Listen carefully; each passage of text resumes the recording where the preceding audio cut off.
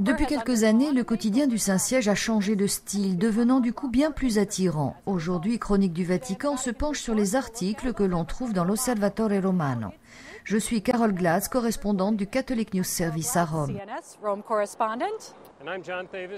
Et moi, je suis John Tevis, rédacteur en chef du CNS à Rome. Autrefois, lire le journal du Vatican était presque comme un acte de pénitence. Les articles étaient généralement plus ennuyeux et théologiques, les pages plus denses et les sujets tendaient à se focaliser sur les propos officiels. Un peu comme une version vaticane du Congressional Record, soit des comptes rendus sténographiques du Congrès américain.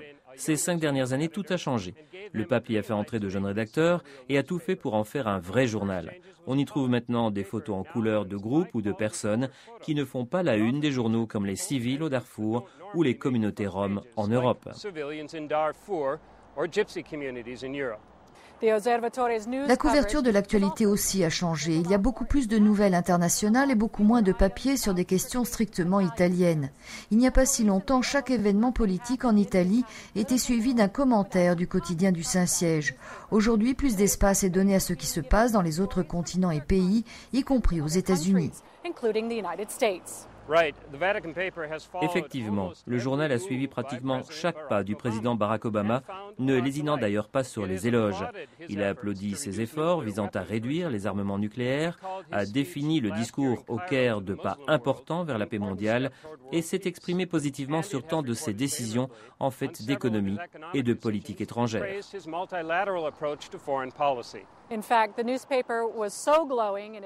En effet, le journal se passionnait tellement à couvrir les premiers textes de la présidence Obama que les évêques américains s'en sont plaints au Vatican. De fait, il y a eu un petit changement de route et le journal a souligné que sur des questions comme l'avortement et la recherche avec les cellules souches d'embryons, il y avait des divergences entre Obama et l'Église.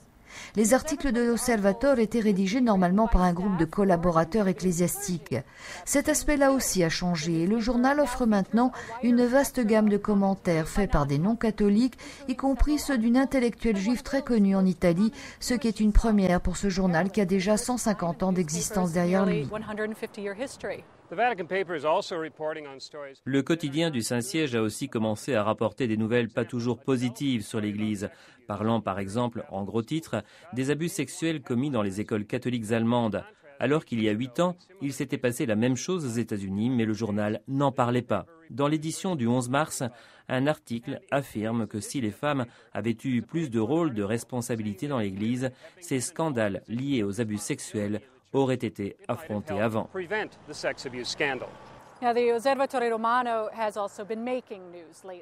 Récemment, l'Osservatore Romano a publié des commentaires sur des questions liées à l'art ou à la culture moderne. Il a parlé des Simpsons, a écrit une rapide recension du film Avatar et dressé une liste des 10 meilleurs albums rock et pop, citant entre autres ceux des Beatles, des Pink Floyd et de Michael Jackson.